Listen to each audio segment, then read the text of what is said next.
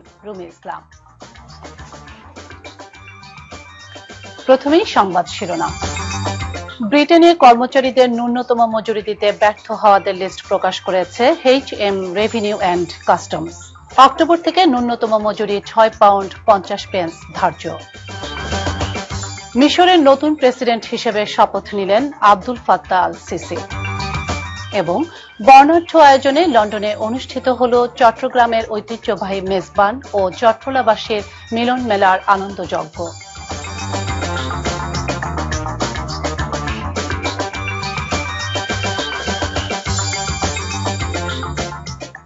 শুনছিলেন সংবাদ শিরোনাম, এবারে বিস্তারিত।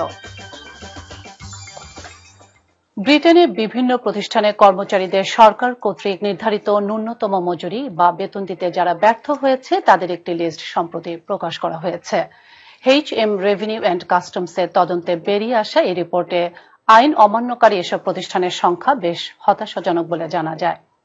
সরকারের নেম অ্যান্ড শেম রুলসের অধীনে সর্বশেষ তালিকায় স্থান পায় 25টি প্রতিষ্ঠানের নাম। এর মধ্যে তালিকার শীর্ষে রয়েছে Christine Cadden and Nicola Banks of রেনসেন্স, Alan King and John King of Arthur Simpson and company, central heating services limited, Kargil field school limited সহ আরো অনেক প্রতিষ্ঠান। এ সকল প্রতিষ্ঠানে স্টাফ এবং কর্মচারীরা প্রতিষ্ঠানের কাছে £43,000 বেশি বেতন ও মজুরি বর্তমানে পাওনা রয়েছে। ন্যূনতম মজুরি পরিশোধ করার বিদ্যমান আইন ভঙ্গ করায় এ সকল প্রতিষ্ঠানকে সরকার £21,000 বেশি জরিমানা করেছে।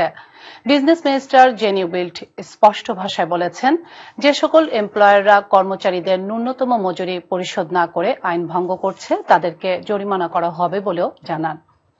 উল্লেখ্য, বর্তমানে যুক্তরাজ্যের ন্যূনতম মজুরি প্রতি ঘণ্টায় £6.31, যা অক্টোবর মাস থেকে বৃদ্ধি পেয়ে £6.50 করা হচ্ছে।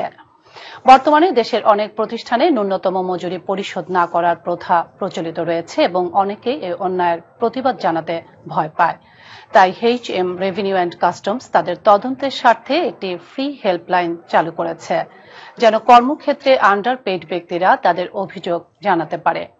সর্বশেষ তালিকায় 25টি প্রতিষ্ঠানের নাম প্রকাশ করা হলেও অচিরেই আরও প্রতিষ্ঠানের নাম প্রকাশ করা হবে এবং জরিমানা বা শাস্তির আওতায় নিয়ে আসা হবে বলেও জানা যায়। মিশরের নতুন প্রেসিডেন্ট হিসেবে শপথ নিলেন দেশটির সাবেক সেনাপ্রধান আব্দুল ফাত্তাহ আল সিসি। সর্বোচ্চ সাংবিধানিক আদালতের সদস্যদের উপস্থিতিতে তিনি শপথ গ্রহণ করেন। গত মাসে প্রেসিডেন্ট নির্বাচনে তিনি নিরঙ্কুশ বিজয় অর্জন করেন। সাংবিধানিক আদালতে শপথ গ্রহণ অনুষ্ঠানের আগে রাজধানী কায়রোর গুরুত্বপূর্ণ এলাকাগুলোতে নিরাপত্তা বাহিনীর সদস্যদের মোতায়েন করা হয়। গত জুলাই অবসরপ্রাপ্ত এই সেনাপ্রধান দেশটির ইতিহাসে প্রথম গণতান্ত্রিকভাবে নির্বাচিত প্রেসিডেন্ট মোহাম্মদ মুরসিকে ক্ষমতা থেকে অপসারণ করেন। এরপর থেকে তিনি মুরসির দল মুসলিম ব্রাদারহুডের ওপর ব্যাপক অভিযান চালিয়ে আসছেন। শপথ অনুষ্ঠানে আদালতের উপপ্রধান মাহের সামি দাবি করেন, সিসির ক্ষমতায় আসা কোনো অভ্যুত্থান ছিল না, বরং তিনি মানুষের প্রত্যাশার জবাব দিয়েছেন। 59 বছর বয়সী সিসি 4 বছর মেয়াদের জন্য শপথ গ্রহণ করেন। সিসির শপথের পর অন্তর্বর্তীকালীন সরকার প্রধান হিসেবে দায়িত্বরত আদলি মানসুর পুনরায় সর্বোচ্চ সাংবিধানিক আদালতের প্রধান বিচারপতি হিসেবে দায়িত্ব পালন শুরু করবেন। যুক্তরাজ্যে বসবাসরত সহস্রাধিক চট্টগ্রামবাসী একত্রিত হয়ে প্রাণের উচ্ছ্বাসে পালন করলেন এক মিলন মেলার। শত বছরের ঐতিহ্যময় মেজবান নামের এই মিলন মেলায় একত্রিত হন নানা বয়সী নারী পুরুষ তরুণ প্রজন্ম সহ সম্মানিত অতিথিবৃন্দ। লন্ডনে ইয়র্ক হলে অনুষ্ঠিত এই মিলন মেলায় দুপুরে মেজবান, বক্তৃতা, রাফেল ড্র সহ ছিল সাংস্কৃতিক সন্ধ্যার আয়োজন। বিস্তারিত জানাচ্ছেন ইব্রাহিম খলিল।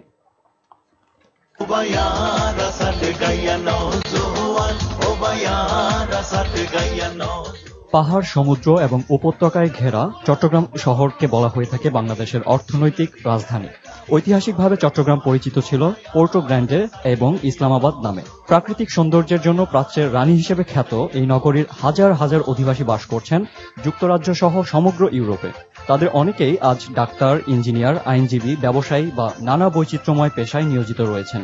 একই দেশে বসবাস করলেও কর্মব্যস্ততার কারণে অনেকের মাঝেই নেই পরিচয় বা জানাশোনা।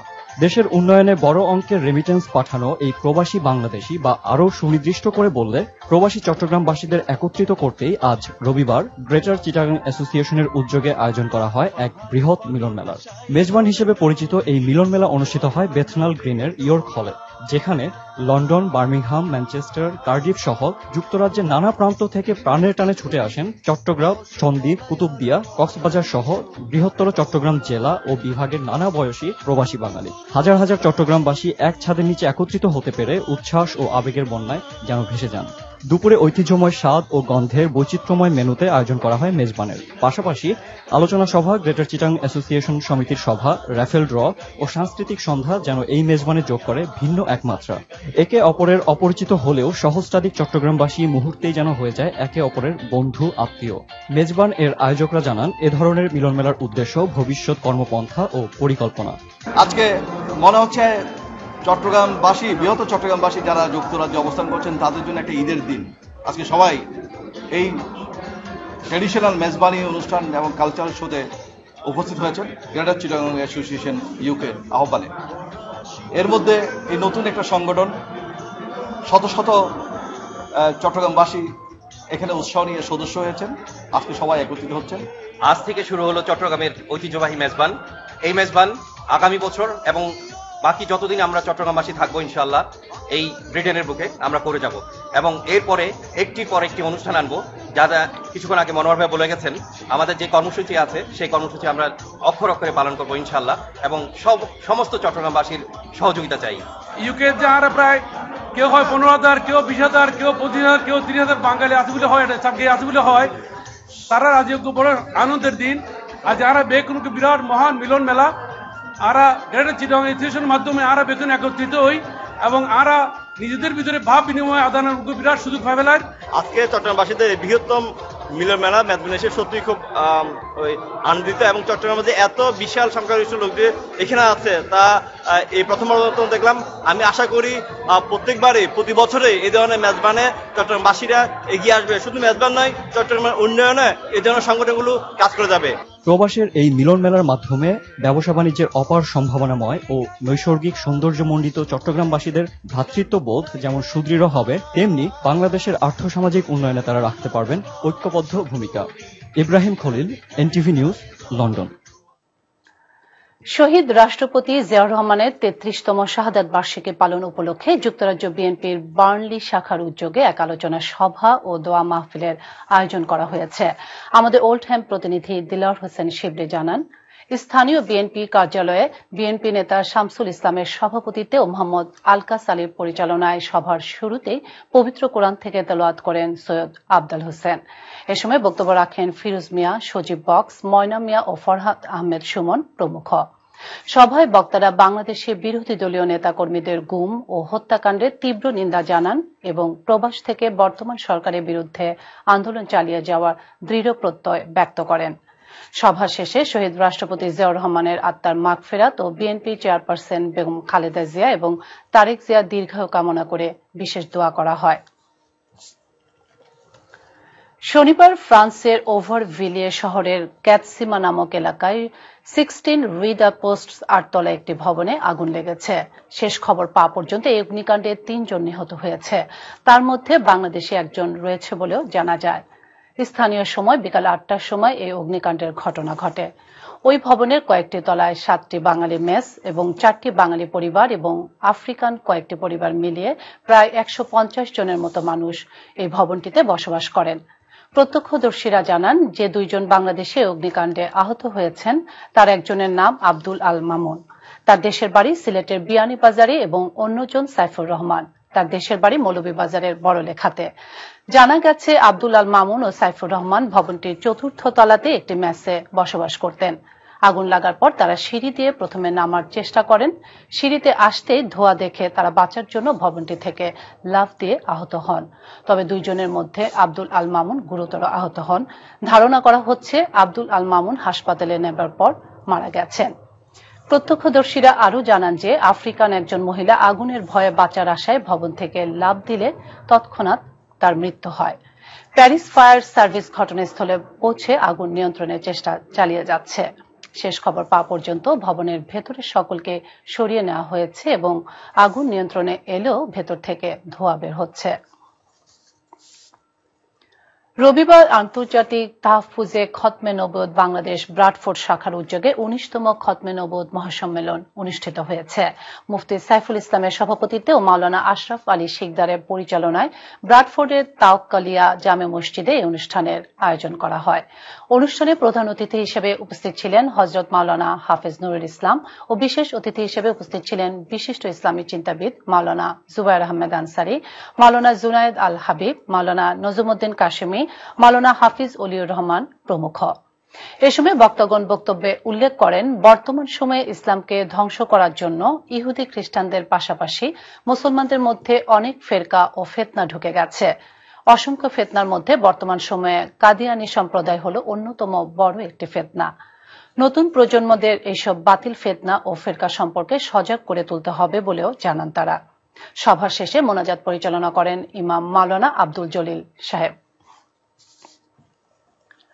বিশিষ্ট কমিউনিটি মিডিয়া ও সাংস্কৃতিক কর্মী মরহুম হিফজুর রহমানের স্মরণে এক আলোচনা সভা ও দোয়া মাহফিলের আয়োজন করা হয়েছে। শনিবার পূর্ব লন্ডনে স্থানীয় একটি হলে এই সভা অনুষ্ঠিত হয়েছে। অ্যাডভোকেট মুজিবুল হক মনির সভাপতিত্বে ও আরিফ মিনহাজের পরিচালনায় অনুষ্ঠানে প্রধান অতিথি হিসেবে উপস্থিত ছিলেন টাওয়ার হ্যামলেটসের নির্বাহী মেয়র লুৎফুর রহমান। এ সময় বক্তারা হিফজুর রহমানের কর্মময় জীবনের স্মৃতিচারণ করে বলেন, তিনি ছিলেন একজন সমাজসেবক ও আদর্শবান ব্যক্তি। কমিউনিটির সকল প্রকার আন্দোলন সংগ্রামে তার ছিল বলিষ্ঠ ভূমিকা। এছাড়াও আরো বক্তব্য রাখেন Abdus Salam, barrister Ataur Rahman, councillor Shah Alam, councillor Mahbub Alam, কবি গোলাম কবির সহ বিভিন্ন সাংস্কৃতিক ও মিডিয়া কর্মী। পরিশেষে মরহুমের আত্মার মাগফিরাত কামনা করে বিশেষ মোনাজাত করা হয়। শহীদ প্রেসিডেন্ট জিয়াউর রহমান ছিলেন একজন দেশপ্রেমিক, আদর্শবান, সফল রাষ্ট্রপতি। গণতন্ত্র বিরোধী ক্ষমতালোভীরা তাকে নির্মমভাবে হত্যা না করলে বাংলাদেশ এখন ইউরোপ, আমেরিকার মতো উন্নত রাষ্ট্রে পরিণত হতো। পোর্তো বিএনপির আলোচনা সভায় বক্তারা একথা বলেন।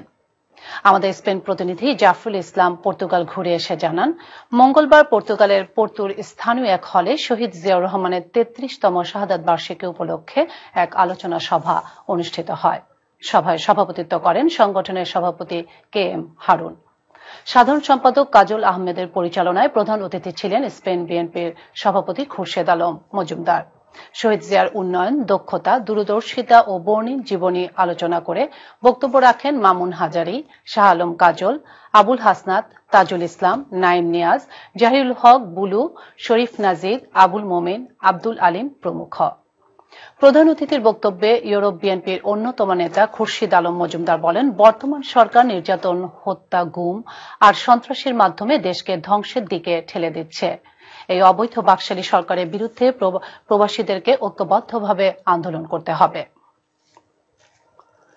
প্রিয় দর্শক, এই ছিল আমাদের হাতে আজকের ইউরোপের সংবাদ। নিচ্ছি ছোট্ট একটি বিজ্ঞাপন বিরতি, আর বিরতির পরে ফিরে এসে থাকছে আমাদের নিয়মিত আয়োজন প্রতিদিনের সিলেট।